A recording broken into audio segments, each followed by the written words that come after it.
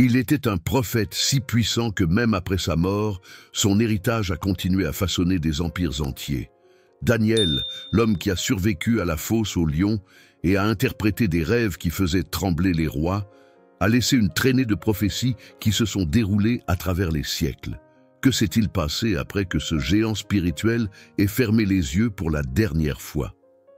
7 événements choquants ont marqué le monde antique, accomplissant exactement ce qu'il avait prophétisé. À un âge avancé, il avait servi fidèlement pendant les royaumes babyloniens et perses. Selon les archives historiques et bibliques, il a vécu jusqu'à environ 85 ans et est mort à Suse en Perse sous l'empire de Cyrus. Ses dernières paroles, consignées dans les Écritures, furent « Mais toi, Daniel, ferme ces paroles et ferme ce livre jusqu'au temps de la fin. » Daniel 12:4. Ces paroles, écrivait-il, étaient des prophéties qui resteraient un guide pour les générations futures. La mort de Daniel n'est pas décrite en détail dans la Bible, mais on sait qu'il a atteint un âge considéré comme avancé pour son temps, après avoir été emmené en exil à Babylone alors qu'il était un jeune homme. Il assista à la chute de Babylone et à l'avènement de l'Empire perse, servant avec intégrité plusieurs monarques étrangers. Sa dernière fonction enregistrée a été celle de l'un des 3 présidents qui ont régné sous le roi Darius de Perse. Tandis que les fonctionnaires perses préparaient son corps pour l'enterrement, selon les coutumes de l'époque, le palais royal était plongé dans un deuil sincère. Même s'il était hébreu dans un pays étranger, Daniel avait gagné le respect de tous pour sa sagesse, son intégrité et son lien unique avec le Dieu d'Israël. Peu de gens savaient, cependant, que ces prophéties commençaient tout juste à se réaliser. Le premier événement marquant après la mort de Daniel a été l'accomplissement exact de sa prophétie concernant le retour des exilés juifs dans leur patrie. Comme l'a prédit Daniel au chapitre 9 de son livre, le roi Cyrus de Perse a publié un décret permettant aux Juifs de retourner à Jérusalem. Ce décret est intervenu environ 70 ans après le début de l'exil, tout comme Daniel avait interprété les paroles du prophète Jérémie. L'édit de Cyrus déclarait « Voici ce que dit Cyrus, roi de Perse. L'Éternel, le Dieu du ciel, m'a donné tous les royaumes de la terre, et il m'a chargé de lui bâtir une maison de Juda à Jérusalem. Que celui d'entre vous soit de son peuple parmi vous, qu'il monte, et que le Seigneur, son Dieu, soit avec lui. » Esdras 1-2-3. Ce document officiel circula dans toutes les provinces de l'Empire, provoquant des remous parmi les exilés juifs. Alors que la nouvelle se répandait parmi les communautés juives de Babylone et de Perse, beaucoup se souvinrent des paroles de Daniel. Il avait prédit avec précision non seulement quand cela se produirait, mais aussi qui serait l'instrument de Dieu pour cette délivrance. Des familles entières ont commencé à se préparer pour le long voyage de retour vers une terre que beaucoup ne connaissaient que par les histoires racontées par leurs parents et grands-parents. Le deuxième impact, après la mort de Daniel, a été la construction du temple de Jérusalem. Daniel avait prophétisé la restauration de Jérusalem, y compris le sanctuaire, sous la direction de Zorobabel et avec l'encouragement des prophètes Agé et Zacharie. Les Juifs de retour commencèrent à reconstruire le temple au milieu de grandes difficultés et de l'opposition des peuples voisins. Qui d'entre vous a vu cette maison dans sa première gloire et comment la voyez-vous maintenant? N'est-elle pas comme rien? Vos yeux, Agé 2-3. Ces paroles du prophète Agé ont capturé le sentiment des anciens qui se souvenaient de la splendeur du temple de Salomon. Cependant, la prophétie de Daniel leur assura que ce second temple, bien que moins magnifique en apparence, aurait une signification plus glorieuse. Les travaux progressaient lentement. Chaque pierre posée était une victoire contre des adversaires qui cherchaient constamment à arrêter les travaux. Les lettres envoyées au roi de Perse par les ennemis réussirent presque à arrêter complètement la construction. Mais les paroles scellées de Daniel continuèrent à s'accomplir, même lorsqu'elles semblaient impossibles.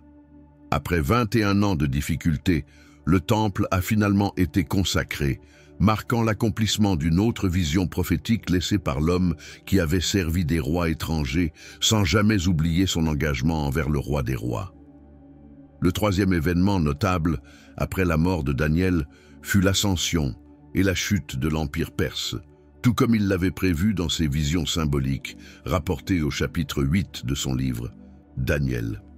Il avait vu un bélier à 2 cornes, représentant les Mèdes et les Perses, être vaincu par une chèvre rapide de l'Ouest, représentant l'Empire grec sous Alexandre le Grand. Tandis que je réfléchissais, voici une chèvre vint de l'Occident sur toute la surface de la terre, sans toucher la terre. Daniel Otto Cinco. Cette description détaillée de la vitesse et de la puissance avec lesquelles Alexandre allait conquérir l'ancien monde s'est accomplie lorsque, en 331 avant notre ère, l'Empire perse est tombé définitivement aux mains des Grecs à la bataille de Gaugamel. Dans les salles royales de Persépolis, aujourd'hui occupées par les gouverneurs grecs, les anciennes écritures de Daniel étaient rappelées avec étonnement. Comment un homme aurait-il pu prédire avec autant de précision plus de 200 ans plus tôt la chute du plus grand empire que le monde ait jamais connu? Alors que l'hellénisme se répandait rapidement dans toute la région, changeant les coutumes, les langues et les traditions, il était clair que le monde suivait exactement le cours que Daniel avait tracé dans ses visions, inspirées par Dieu. Le quatrième impact a été la division de l'Empire grec après la mort d'Alexandre le Grand. Avec une précision extraordinaire, Daniel avait prophétisé et le bouc grandit excessivement. Mais étant à sa plus grande force, cette grande corne a été brisée et à sa place, 4 cornes remarquables sont montées aux 4 vents du ciel. Daniel 8:8. En 323 après Jésus-Christ, Alexandre mourut subitement à Babylone à l'âge de 32 ans après des années de lutte intestine entre ses généraux. Son vaste empire fut divisé entre 4 d'entre eux. Cassandre obtint la Macédoine et la Grèce. Lysimaque avec la Thrace et certaines parties de l'Asie mineure. Séleucos avec la Syrie et Babylone. Et Ptolémée avec l'Égypte et la Palestine. Les Juifs qui connaissaient les prophéties de Daniel regardaient ces événements avec stupéfaction. La précision avec laquelle la division en 4 s'est produite ne pouvait pas être une coïncidence. Certains scribes de Jérusalem ont commencé à étudier de plus près les écrits scellés de Daniel, se rendant compte que si ces prophéties s'accomplissaient avec une telle exactitude, les autres s'accompliraient également au moment opportun. Le 5e événement significatif fut l'ascension d'Antiochos, 4e Épiphane et sa persécution des Juifs. Daniel avait prédit l'ascension d'un roi cruel du Nord, la dynastie séleucide de Syrie, qui persécuterait le peuple de Dieu. Comprenant les mystères, un roi à l'armure féroce se lèvera qui détruira les puissants et le peuple saint. Daniel ota Tchugotre, Tchugophira. En Indra Sextio Jou Avebeshi, J. C. Antiochus profana le temple de Jérusalem en érigeant un autel à Zeus et en sacrifiant des porcs sur l'autel sacré. Il interdit la circoncision, l'observance du sabbat et la possession d'écrits sacrés, punissant de mort ceux qui désobéissaient à ses ordres. Cette abomination de la désolation, mentionnée par Daniel, est devenue une terrible réalité pour les Juifs fidèles. Beaucoup de ceux qui dorment dans la poussière de la terre ressusciteront, les uns pour la vie éternelle, les autres pour la honte et le mépris éternel. Daniel 12:2. Au cours de cette période d'intense persécution, de nombreux Juifs ont été martyrisés pour leur foi, restant fidèles aux enseignements de leurs ancêtres. La famille maccabéenne mena une révolte contre Antiochus, inspirée par la conviction que les prophéties de Daniel garantissaient la protection divine à ceux qui restaient fidèles en temps de tribulation. Le 6e impact profond, après la mort de Daniel, fut la purification et la reconsécration du temple, un événement que Daniel avait prévu lorsqu'il parla de la restauration du sanctuaire après la profanation. Après 3 ans de guerre, Judas Maccabée et ses disciples reconquièrent Jérusalem et purifièrent le temple profané. Jusqu'à 2300 soirs et matins, le sanctuaire sera nettoyé. Daniel 8:14. Cette prophétie s'est accomplie lorsque, en 164 avant Jésus-Christ, J.C., le temple a été purifié et reconsacré. Cet événement est commémoré jusqu'à ce jour par les Juifs lors de la fête de Hanouka, rappelant comment la lumière du chandelier est restée miraculeusement allumée pendant 8 jours, avec juste assez d'huile aussi longtemps que la célébration s'est emparée de Jérusalem. Les prêtres récitèrent des passages du livre de Daniel, reconnaissant comment ces paroles scellées avaient guidé le peuple à travers les périodes de ténèbres. L'exactitude avec laquelle il avait prédit non seulement la profanation, mais aussi sa durée exacte et la purification qui s'ensuivit, renforça la foi de beaucoup de ceux qui s'étaient demandé si Dieu était toujours présent avec son peuple élu. Le 7e événement significatif fut l'avènement de l'Empire romain, la 4e bête dans la vision de Daniel. Dans sa prophétie sur 4 empires mondiaux successifs, après le babylonien, le perse-mède et le grec, Daniel décrit le 4e royaume comme fort comme le fer, car le fer écrase et brise tout. Daniel 2:40. En 63 avec Jésus-Christ, Pompée conquit Jérusalem, plaçant la Judée sous contrôle romain. Lorsque les légions romaines marchèrent sur Jérusalem, les étudiants des Écritures reconnurent l'arrivée de la 4e bête décrite par Daniel, terrible, effrayante et excessivement forte, qui avait de grandes dents de fer. Elle dévorait et déchirait en morceaux et piétinait ce qui restait. Daniel 7:7.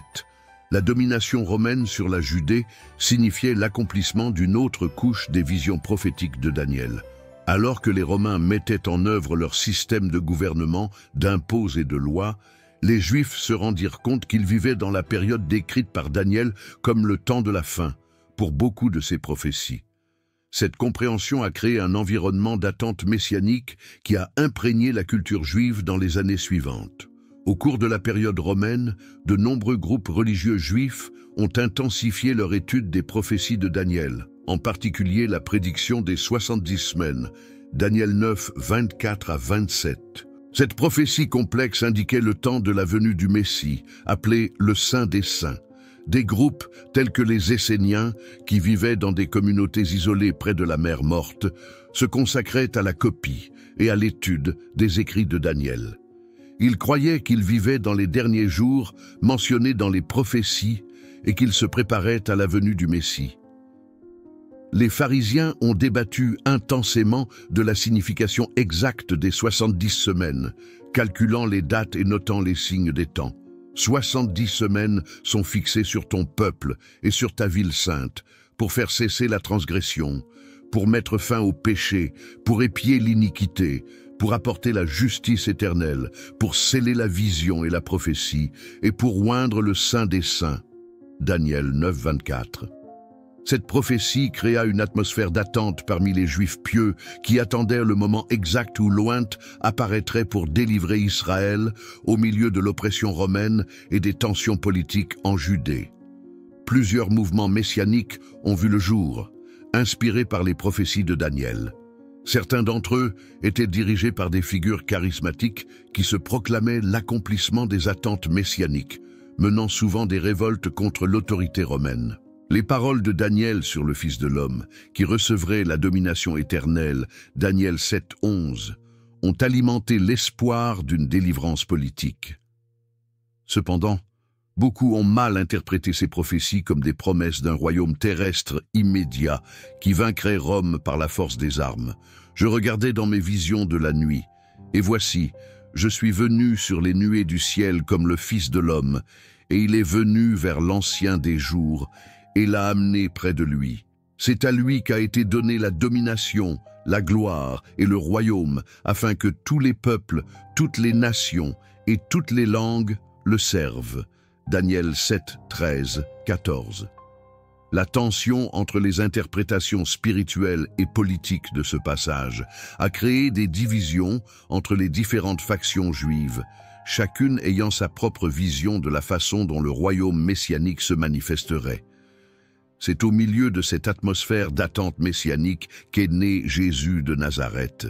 Ces enseignements faisaient souvent référence aux prophéties de Daniel, en particulier lorsqu'il utilisait le titre de « Fils de l'homme » pour lui-même et lorsqu'il parlait du royaume de Dieu à venir, non pas comme un domaine politique, mais comme une réalité spirituelle. Au cours de son ministère, Jésus a explicitement cité Daniel lorsqu'il parlait des événements futurs. « Quand vous voyez l'abomination de la désolation, dont le prophète Daniel a parlé dans le lieu saint, Matthieu 24:15. Cette référence directe démontre à quel point les prophéties de Daniel étaient pertinentes et attendaient de s'accomplir, même des siècles après sa mort.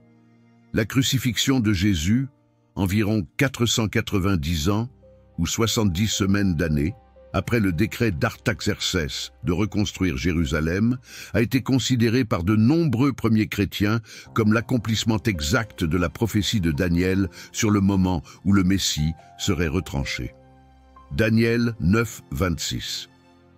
Ainsi, la vie et la mort de Jésus sont devenues une partie du déroulement continu des visions prophétiques scellées par l'ancien prophète babylonien.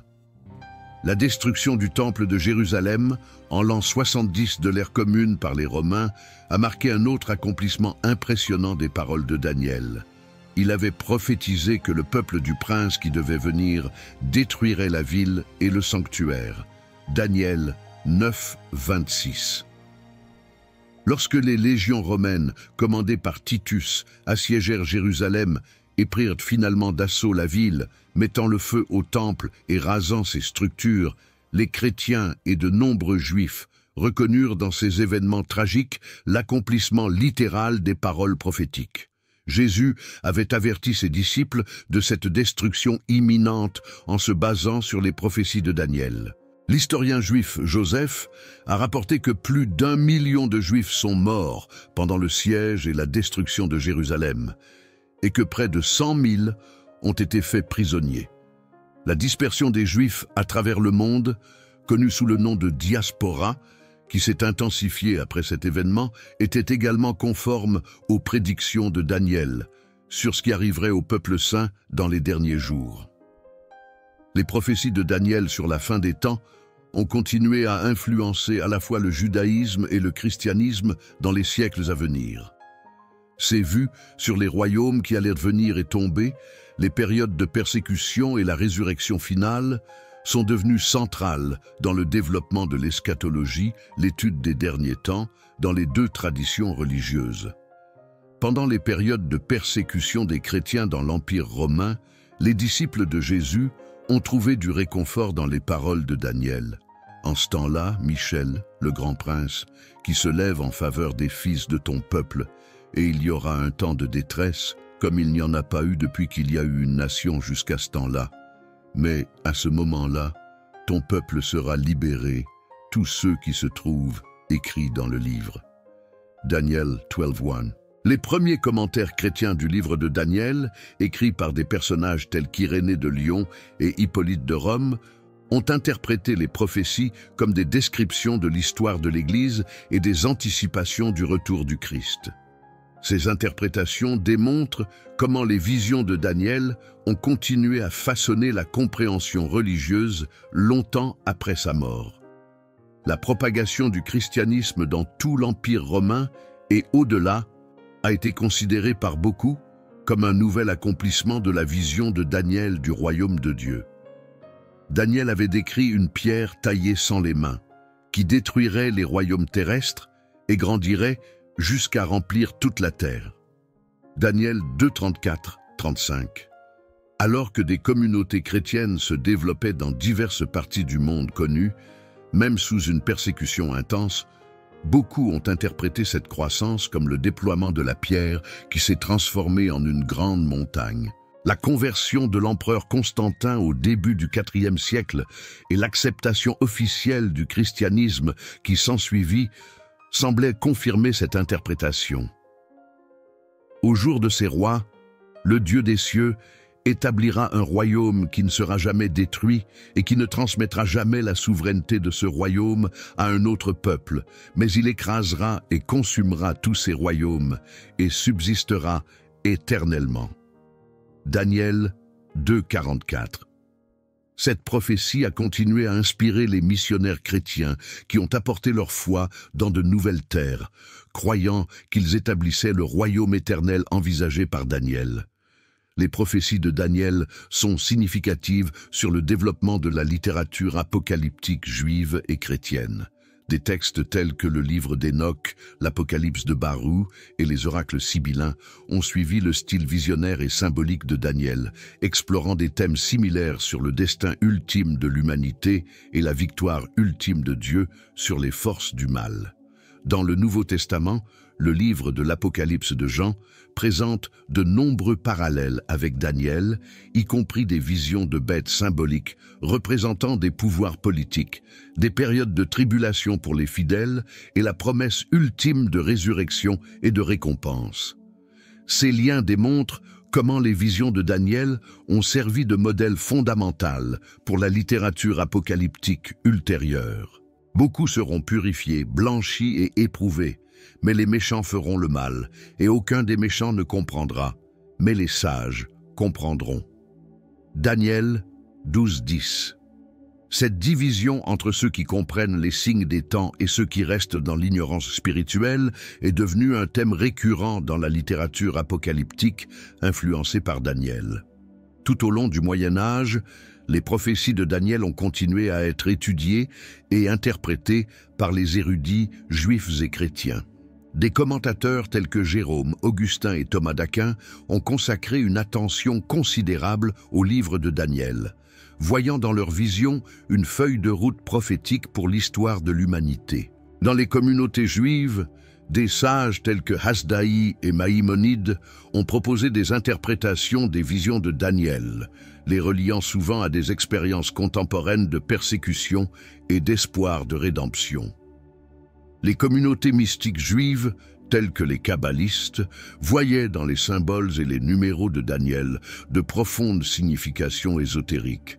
Mais toi, Daniel, ferme les paroles et scelle le livre jusqu'au temps de la fin.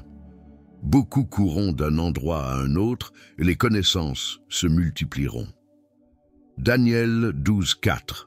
Ce passage a souvent été interprété comme une prédiction de l'augmentation des connaissances et de la mobilité humaine dans les derniers jours, inspirant des spéculations sur le moment exact de la fin. La réforme protestante du XVIe siècle a suscité un regain d'intérêt pour les prophéties de Daniel. Des réformateurs tels que Martin Luther et Jean Calvin ont identifié la papauté romaine à la petite corne de Daniel, qui prononcerait des paroles contre le Très-Haut et changerait les temps et la loi. Daniel 7,25.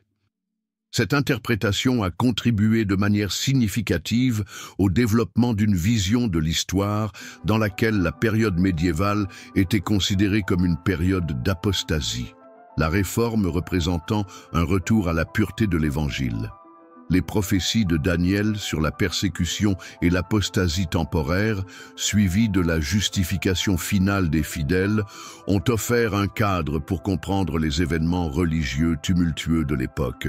Certains des érudits tomberont pour être éprouvés, purifiés et blanchis jusqu'au temps de la fin.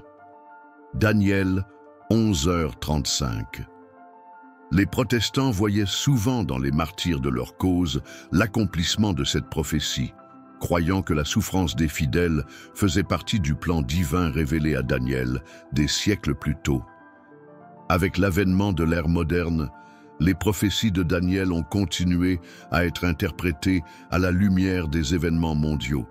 Les révolutions politiques des XVIIIe et XIXe siècles, l'ascension et la chute des empires coloniaux et les bouleversements sociaux du XXe siècle ont souvent été analysés à la lumière des prophéties de Daniel. À travers le prisme des visions de Daniel d'empires mondiaux successifs pendant des périodes de troubles mondiaux, comme les 2 guerres mondiales, nous nous tournons vers les prophéties de Daniel pour la compréhension et l'espoir. Le langage apocalyptique de Daniel sur une période de détresse telle qu'elle n'a jamais existé, Daniel 12:1, semblait particulièrement pertinent à une époque de destruction sans précédent. Heureux celui qui attend et qui arrive à 1335 jours, Daniel 12:12. Cette référence et d'autres références numériques dans Daniel ont encouragé de nombreuses tentatives de calcul de chronologie et de dates prophétiques pour les événements eschatologiques, démontrant le pouvoir continu de ces textes anciens de façonner les attentes concernant l'avenir. L'un des impacts les plus étonnants des prophéties de Daniel a été son rôle dans la création de l'État d'Israël au XXe siècle. La promesse d'une restauration nationale pour les Juifs, implicite dans de nombreuses visions de Daniel, est devenu un élément clé du mouvement sioniste qui préconisait le retour des Juifs sur leur terre ancestrale. Lorsqu'Israël a été établi en tant que nation indépendante en 1948, beaucoup ont vu dans cet événement l'accomplissement des prophéties bibliques, y compris celles de Daniel, sur la restauration d'Israël dans les derniers jours. Les guerres israélo-arabes qui ont suivi et la reprise de Jérusalem en 1967 ont été interprétées de la même manière comme le déroulement des scénarios prophétiques décrits par Daniel. Et beaucoup de ceux qui dorment dans la poussière de la terre ressusciteront, les uns pour la vie éternelle, les autres pour l'ignominie et le mépris éternel. Daniel 12, 2. La résurrection nationale d'Israël, après des siècles de dispersion, a été considérée par beaucoup comme un parallèle à la résurrection littérale décrite par Daniel, un signe que l'histoire se dirigeait inexorablement vers sa conclusion divine. Aujourd'hui, les prophéties de Daniel continuent d'exercer une profonde influence religieuse et culturelle sur les Juifs et les chrétiens du monde entier. Ces points de vue sur les empires mondiaux successifs, les périodes de tribulation et le triomphe divin final continuent de fournir un cadre pour interpréter les événements contemporains dans un monde marqué par des tensions géopolitiques au Moyen-Orient, des avancées technologiques sans précédent et des défis éthiques complexes. Beaucoup se tournent vers les paroles de Daniel pour être guidés et espérés. Son message central, selon lequel Dieu reste souverain sur l'histoire de l'humanité et que son dessein prévaudra malgré toute opposition, continue de résonner auprès de millions de personnes. Mais à la fin du temps, beaucoup se lèveront, la connaissance se multipliera. Daniel 12, 4. Cette prophétie sur l'augmentation de la connaissance dans les derniers jours semble particulièrement pertinente à notre époque d'information numérique et de progrès scientifiques exponentiels. Alors que l'humanité fait face à des défis sans précédent, les anciennes visions de Daniel continuent d'offrir perspective et espoir, démontrant l'impact extraordinaire et durable de ce prophète qui, même après sa mort, continue d'influencer la compréhension humaine du sens ultime de l'histoire.